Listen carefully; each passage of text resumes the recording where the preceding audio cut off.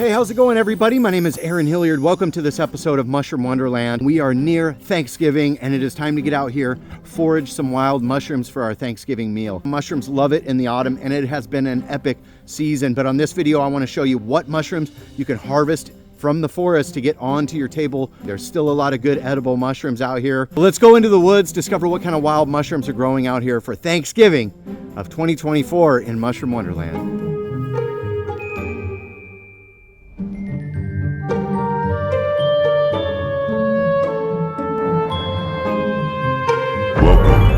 Mushroom Wonderland.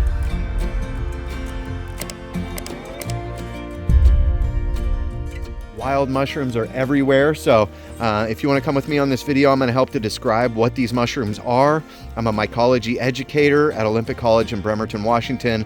I'm the vice president of the local mycological society, and I run Mushroom Wonderland here on YouTube. We're coming to the end of an epic mushroom season, and the question is, are there still mushrooms out here in late November to forage for Thanksgiving? So I love having like naturally foraged and hunted foods in my meal repertoire as it is, but to have family come over to make a nice warm meal of like foraged food, there's nothing better than that. So we're gonna go out into this damp second growth conifer forest here in Western Washington, where a lot of wild mushrooms like to grow. There's a lot of moss on the ground, different ferns, a lot of western hemlock and Douglas fir. And this is the kind of forest where I come out to look for mushrooms that could be edible. I'm wearing basically rain gear, rubber boots, and pants because you'll get wet out here. Get some good gear so when you come out here in the woods, you're comfortable and you're dry as you're trudging through this brush. These areas where there's a lot of this salal, these kind of plants, and sword fern, this is good kind of habitat for chanterelles, golden chanterelles. And look at that, right as I start talking, I seriously just walked into the woods, and right here we see some chanterelles. So, man, these are looking pretty rough, looking a little bit waterlogged. So I'm gonna grab my knife. Let's get down here. This one's got a lot of this strange mutation on top of the cap. That's called a rose comb mutation. I'm going to cut it from below. I could just pluck it out, but I don't want all that soil and needles and stuff. But this is a pretty old, soggy chanterelle. I mean, I've seen worse. It's not really bacterial. I think it's just waterlogged. You know, there's a difference. If it's slimy and bacterial, you know, it's rotten food. Don't be eating rotten food. But one like this that's soggy and it's just not that pretty would still be good in a soup or perhaps a gravy. Now this one right here, this one is bacterial. You see that? It's like slimy. No good anymore. That was a big chanterelle. So this thing has been putting off spores into the air for months. And there's your cross section of your big golden chanterelle. So this one's probably been alive for a couple months, putting spores out here.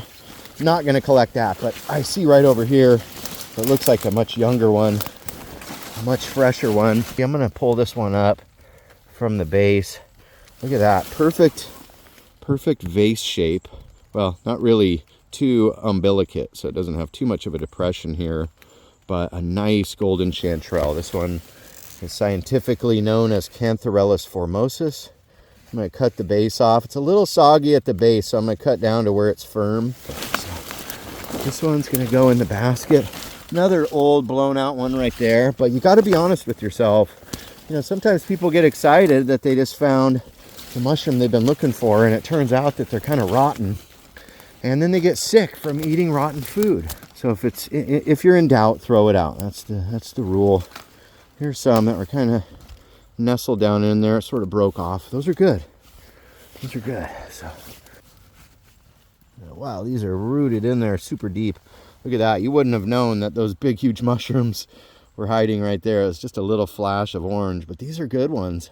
They've really been protected by the ground. So, you know, and yeah, I'll cut the stumps off and put them in the basket, but these are nice. If you're going to dice them up and use them in stuffing or in soup or gravy, really doesn't matter if they're the most picturesque.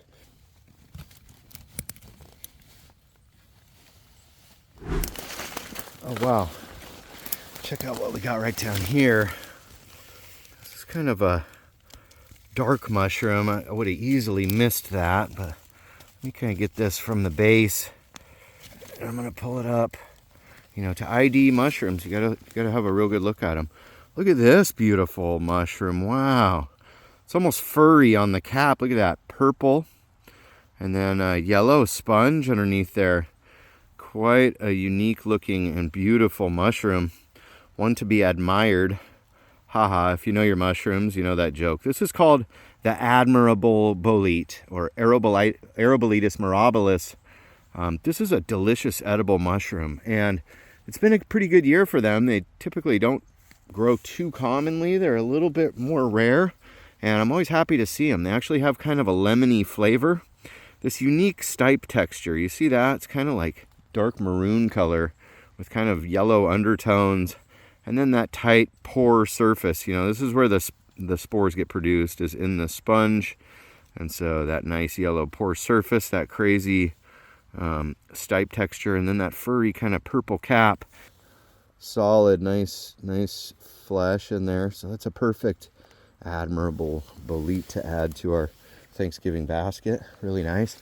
And they like to grow out of old like stumps. So right under here was an old like hemlock stump, and it's weird, they're mycorrhizal, which means that they associate with trees, but they also grow on rotting stumps. So they may have retained some of their enzymes to be saprobic, to actually just break down lignin and cellulose in the wood. And so there it was, just growing off of this really old decayed wood, and that's usually how they grow. It'd be nice to find 2 or 3 of them to put in our basket today, but I don't know. We got chanterelles, we got an admirable bolite, so we're off to a pretty good start. Look at that. Another one, that one's not slimy. Another nice chanterelle. So, okay, we're off to a good start. Oh look, I was almost stepping on a little baby. And that one's really tough. That one looks like a Clavidaria delphis, or a different kind of a club fungi that grow out in the Rockies and such, but not around here. It's just a strange morphology of a Pacific golden chanterelle. Really pays to have good rain gear in the Northwest if you're doing this sort of mushroom foraging. Like to come to areas where there's a lot of game trails, a lot of deer out here, so they kind of carve these primitive trails out here, and yeah, they do eat mushrooms too. Look at that. Here's a sign of an animal that was eating a lobster mushroom. Look at that.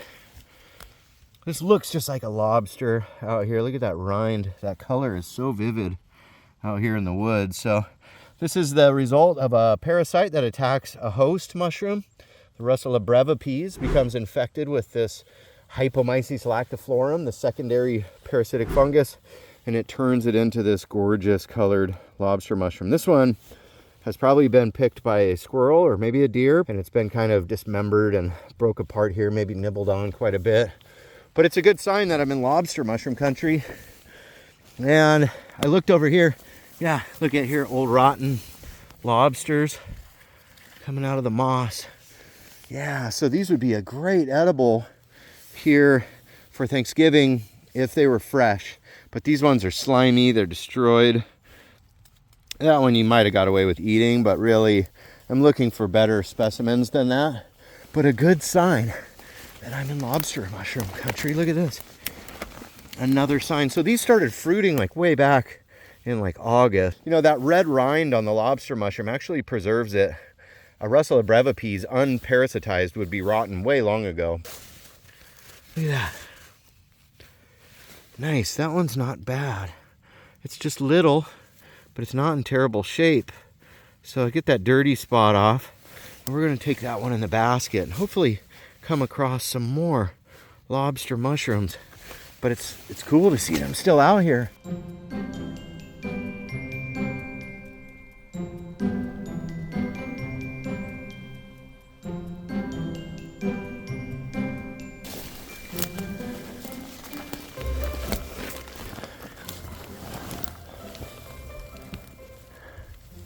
Ugh, slime.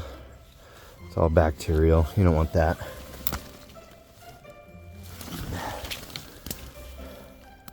Not bad. That's a good one.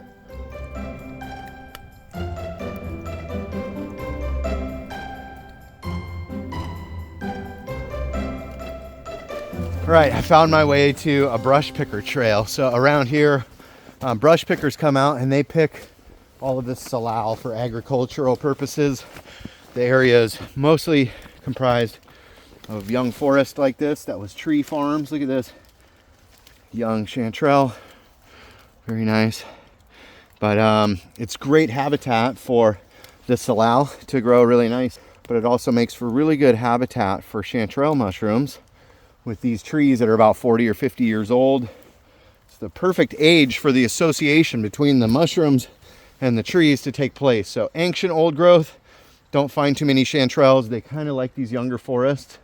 And so all the logging that happened 40, 50 years ago and they replanted, you know, these areas are really good for mushroom picking and brush picking. All right, so here's a pretty distinct looking mushroom, pretty unique. And it looks a lot like coral. So these kind of mushrooms, this sort of morphology is known as a coral mushroom. But there are so many different coral mushrooms, a couple hundred different species just here in the Pacific Northwest. This one I know is Clavulina coralloides or something really close to that, which is actually an edible mushroom. You know, people eat this. I know a guy who makes like crab cakes out of them. But they can be so easily confused for other ones that are known to cause gastric upset. Because there's so many types, so many colors, a lot of them you can't differentiate. Until you know your mushrooms pretty well, I would just leave all the coral mushrooms alone. But this one, Clavulina coralloides, can be a pretty good mushroom to eat from what I've heard. Just make sure that you cook it really well. Today, I'm gonna leave these ones behind in the woods. The Clavulina, you can kind of tell it comes out of a centralized stalk, where often Ramaria or other species that could be confused with are often growing in kind of a clump. These ones are growing all over the place and in a really cool little mushroom.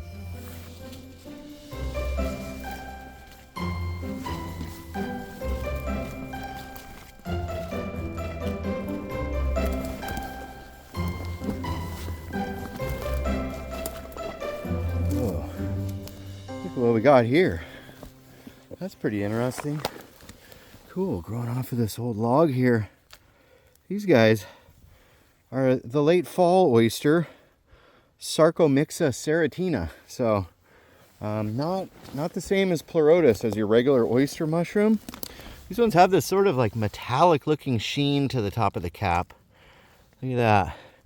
Yellowish gills, and they all stop in a perfect line. You see that? There's your late fall oyster, good close up. Kind of a gray, greenish yellow look on top of the cap, and getting more kind of gray towards the outer edge. So these guys are edible. Another addition to Thanksgiving, the late fall oyster, the Sarcomyxa serratina, one of the mushrooms that you can collect. Our chanterelles, our admirable Bolite, and lobster mushroom. Just one lobster mushroom so far. Ooh, cool, look at that. Some purple Coronarias. Coronarias is a big genus, about 450 different species around here. Coronarias, generally a genus of mushrooms you don't really want to eat. So I'm not going to take them home in the basket for food, but I might collect one to dry and to run microscopy on just to study it.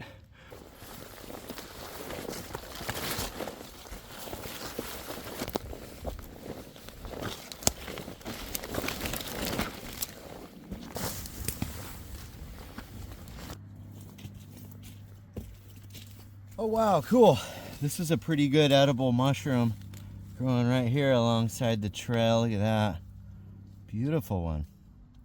So this mushroom that I picked right here is called Xerocomelus atropurpureus. I know that's a lot to say. We could call it the Zeller's bolete. For a lot of years this was called the Zeller's bolete. People just assume that must be what it is because it looks similar, but DNA has showed us that it's actually different from the Zeller's bolete. So the local one here in Western Washington, we call it the deep purple bolete. Look, and it's almost not even purple, it's almost like black, but this really bright rhubarb colored stipe.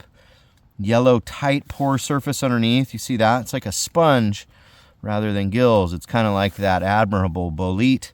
But these ones are growing just right here on the side of the trail, just growing out of the ground. And these happen to be a good edible mushroom. I recently had some pumpkin soup with these mushrooms diced up, sauteed, and just kind of laid on top. Really a good little mushroom. And they can be found in big numbers around here. So I'm going to collect these, put them in the basket. Definitely a good Thanksgiving mushroom to find. Xerocomelus atropurpureus, the deep purple bolete, a good Thanksgiving mushroom. They're awfully dark colored.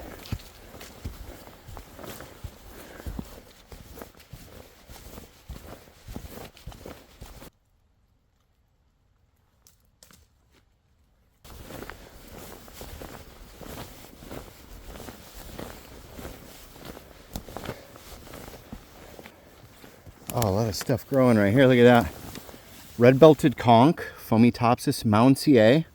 This is just a decayer. It's eating this log, and it's really not of any use to humans as far as like edibility. You know, back in the day, the First Nations people would use this as a powder to help heal wounds. But right down here, even more interesting, look at this purple mushroom. Whoa, look at that. Beautiful. This one, the Coronarias violaceus. I see a larger one over here. Let's have a look. Yeah, this one's pretty washed out from the rain, but you know, give you an example of a more mature one and a younger one. And these Coronarias, again, big genus of mushrooms. They're like those purple ones, but these ones are tomentos. They're furry and purple. And these ones are actually edible, but pretty mediocre. And it will leave a little orange-colored spore deposit on the stipe, usually right there. So Coronarias, the genus is named for a cortinal veil, and it's usually a cobwebby-like substance that connects the stipe to the edge of the cap. It protects the gills while they're young, but this one's almost completely disintegrated. You can kind of see where the leftovers of the cortina are there on the stipe. But that's how they get the name web caps. These ones are edible but forgettable and somewhat rare to find in a big enough number, but this has been a good year for them. But they're very just magical out here in the woods. I just love furry purple mushrooms.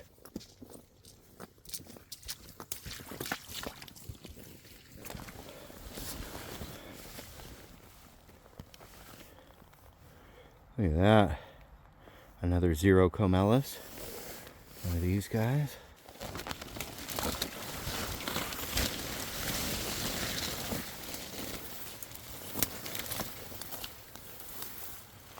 I don't know if I can get through here. They're like straight up in the wetlands. Nah, it's too deep right there. It'll be over my boots. Gotta find another way around.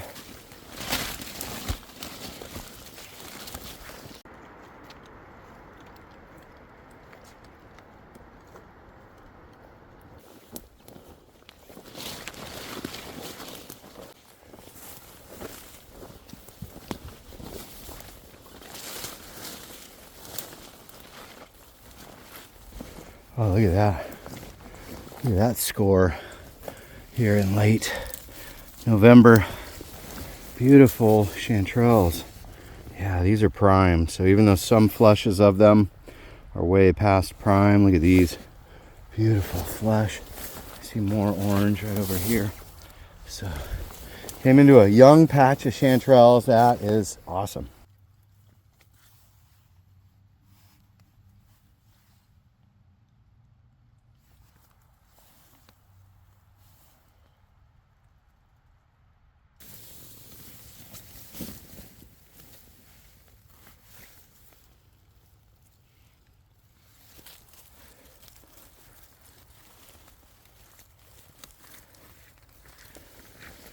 Holy smokes, look at this thing.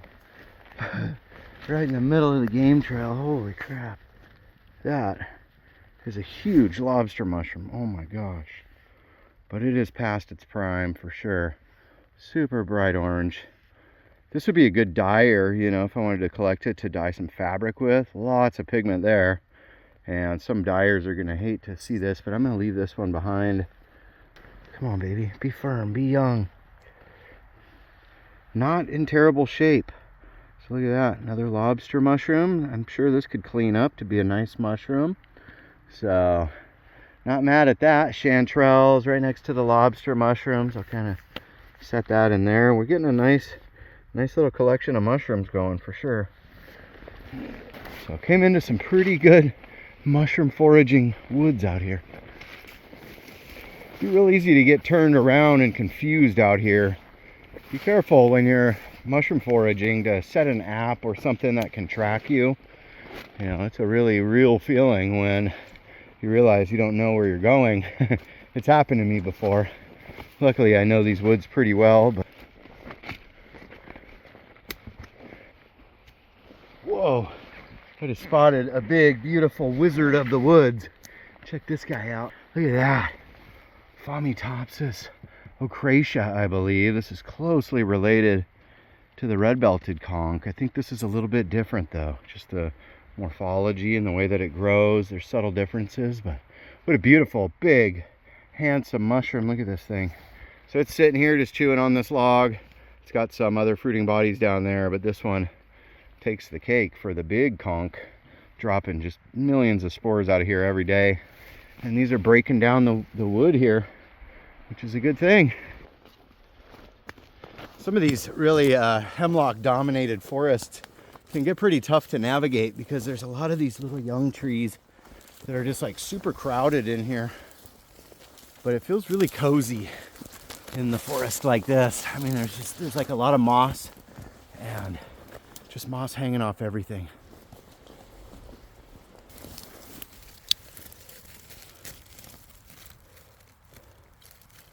Perfect chanterelle just before Thanksgiving. How nice is that?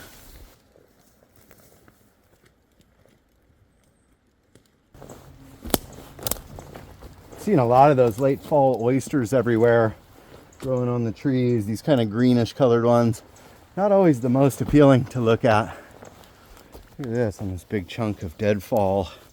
We have not late fall oysters, but true oysters. These are Pleurotus, Pulmonarias, or you could compare it to that. The white oysters that occur around here. This log just recently fell, I can tell because it's all fresh wood down there. And way up here on that tree, it looks like there was some decent oyster mushrooms. So these definitely good to harvest for Thanksgiving. Look at that. So a lot of oyster mushrooms growing in these alder stands near wetlands.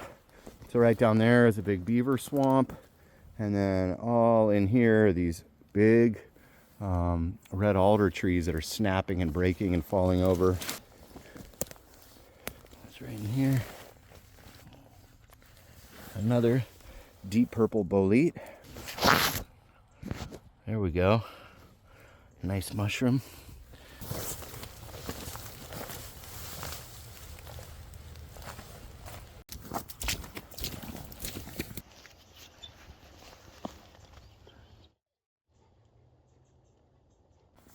Ooh, I'm stoked to have found these. These are called candy caps, Lactarius rubitus.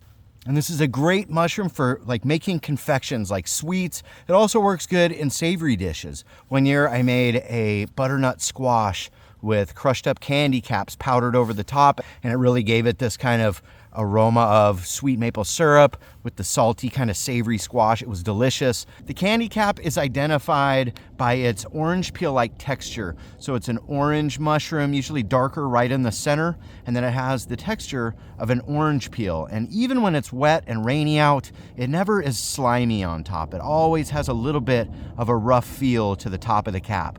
On the bottom, like all Lactarius, when you damage the gills, it is going to excrete a lactation. The candy cap has a clear, milky kind of lactation in it, so it looks like skim milk is coming out of the gills when they're damaged, or if you snap the stipe, you can see a little bit of the lactation coming out of the stipe, but especially on the contrast of the gills. When you damage these gills, they're gonna have this kind of milky, clear substance. So when I find these, there's usually a big group of them, and I'm gonna collect them. They don't smell like anything in the field. Right here in the wild, they don't smell like any kind of syrup, but when they dry, they smell like sweet maple syrup, and the smell can kind of come and go, and it seems to be diminished by heat drying or by drying in a wind dehydrator. So just laying them out on paper towels in a warm room overnight usually works pretty good, and we can make a really good confection for Thanksgiving with the candy cap. So this is totally a late fall mushroom,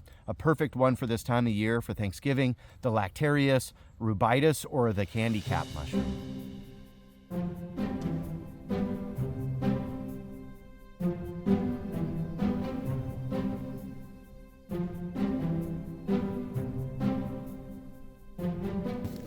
As I look down here in the salal brush, I see this hint of this white color. Look at this.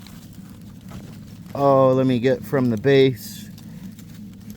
And kind of hard to pull out of there. Look at that thing.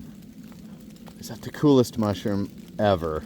Super cool to find a Matataki. Matataki are sort of rare. They're hard to spot. So when I find one, I still get excited like a little kid in a candy store. My grandma would tell me about Matataki and how special of a mushroom it was. And it has this musty kind of cinnamon scent.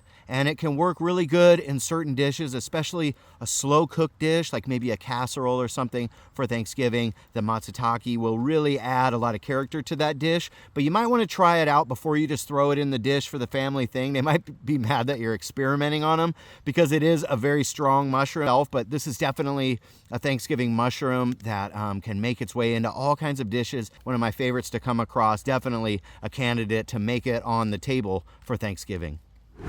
We have really had a lot of luck today, getting a lot of edible mushrooms in the basket. So I'm stoked to go back, do some cooking demos. I love cooking. I used to work in restaurants in my 20s. So let's go back and check out some recipes with these mushrooms and see what we can make for Thanksgiving. Now it's time to cook them up. These are some simple recipes that I think anybody can do. I'm gonna start with the golden chanterelles. We picked a whole bunch of nice golden chanterelles. So I'm gonna clean these nicely. I'm gonna dice them up and I'm gonna add them to a hot pan so they can just steam out all of their excess water. When they get to that point and all the water's been evaporated out, I'm gonna add just a little bit of onion and garlic and quite a bit of butter. A couple of large tablespoons of butter are gonna go in there. And I'm gonna just stir this up, let them just saute in that nice butter, let them cook for like 5 or 7 minutes. Really let those flavors kind of come together. We'll keep it at a medium heat while it's kind of doing this Maillard reaction, getting this caramelization on your onions and your chanterelles. The first wild mushroom dish I ever ate, my grandma made gravy with golden chanterelles. And it's like one of the best dishes I think I ever had in my life. So this one I like to recreate. So after these chanterelles, the onions, the garlic have all kind of sauteed together for about 5 or 7 minutes, I'm gonna add in a tablespoon of all-purpose flour and let that cook just a little bit. And this is called making a roux. So when that butter and the flour combine, it starts to make this binding agent that's gonna act as a thickener. Next thing you're gonna do is add your turkey or chicken stock right into the chanterelle, onion, garlic, roux mixture, and just let that come up to a boil, lightly stirring it, and it will start to thicken and make a beautiful gravy. I salt and pepper to taste, and then it's as simple as that. It's one of the best and most simple dishes. It really gets the point across with the flavor of the chanterelles. You can't go wrong. People will rave about this. Maybe make a side of regular gravy for people who aren't mushroom fans. But this one makes it onto the table almost every Thanksgiving in my house. Chanterelle turkey gravy for your mashed potatoes. So I collected all of these late fall oysters, Sarcomyxoseratina. I also got a handful of regular oysters. So I thought it would be good to make an oyster mushroom soup. You know, mushroom soup is classic. So I'm gonna use this soup in 2 different ways. We're gonna use that as an appetizer, and then we're gonna use it to make an even better dish for the holidays. So first thing I'm gonna do is I'm gonna clean up my oyster mushrooms. These late fall oysters tend to get a lot of stuff stuck to them. They're a little bit viscid, they're a little bit sticky, so I make sure to clean these up really well, as well as the regular pleurotus. And I'm gonna dice all of these up just like I would any other mushroom and any other mushroom recipe. Then I'm gonna add all of my oyster mushrooms to a hot pan and I'm gonna let them steam out their moisture. This is called a dry saute, and it basically gets a lot of the excess moisture out. One thing about the late fall oysters, they are really full of water and they're kind of rubbery. So cooking them into a soup is a good idea, because if you're trying to achieve a real saute sear, like to put on a steak, really hard to achieve that. But in a soup, you're kind of looking for that soft texture anyway. So they work really good in an oyster mushroom soup. So I'm gonna add in some onions, some celery, and some garlic. And we're gonna mix that all in and let all of this sweat together once these mushrooms have totally exuded all of their excess moisture. Once all of these ingredients have sauteed for quite a while, I'm gonna add in a couple tablespoons of all-purpose flour. This is gonna make a roux, it's gonna be our thickener. We're gonna mix all this up and let it simmer like that for about 4 minutes on the stove, just getting that raw flour flavor kind of cooked out of the roux. Next thing I'm gonna do is I'm gonna add in my cream base. So you could use heavy cream. If you really want it super rich and thick, you could add in half and half, which is what most restaurants would do. And I'm just gonna combine it with that roux. I'm gonna stir it up really well and bring it back to a boil, and then I'm gonna kick it down to a simmer. and that is gonna thicken the soup, and we're gonna let it just simmer on the stove like any good soup.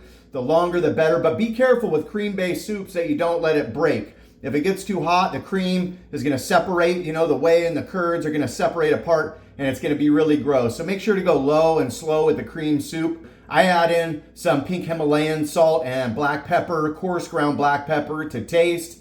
And next thing you know, you have a wonderful oyster mushroom soup, foraged from the wild. We'll just pour this into some bowls and serve it as an appetizer.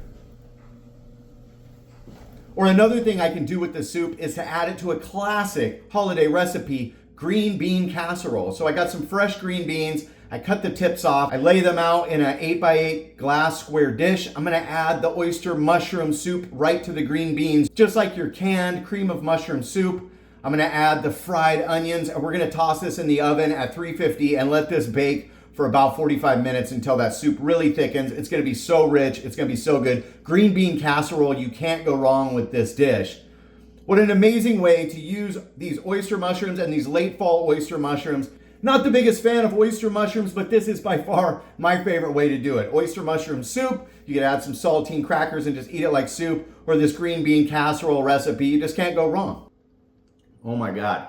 That is undoubtedly the best way to use oyster mushrooms in any recipe, in my opinion, is the mushroom soup.